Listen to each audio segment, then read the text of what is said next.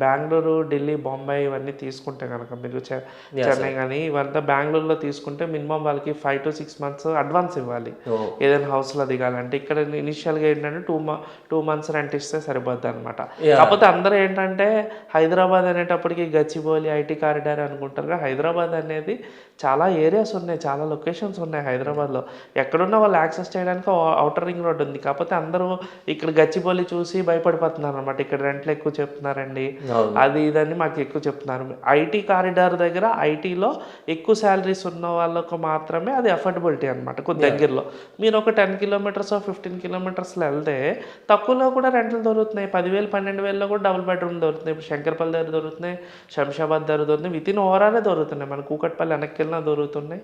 ఉప్పల్ దగ్గర కూడా దొరుకుతున్నాయి. రెంట్స్ పరంగా నేను చెప్తున్నాను. రెంట్స్ లైక్ ఇప్పుడు మనం మాదాపూర్‌లో చూసుకున్న, హైటెక్ సిటీలో చూసుకున్న రెంట్స్ అనేవి కొంచెం హైగానే ఉన్నాయి. Compare to other